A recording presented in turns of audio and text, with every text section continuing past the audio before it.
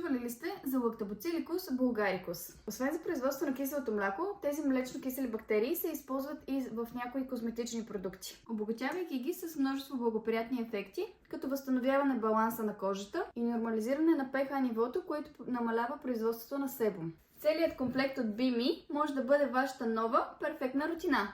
Стъпка 1 е почистване с гел, който съдържа малки биоразградими скраб частици от целулоза. Премахва мъртвите клетки и несъбраната мръсотия от лицето.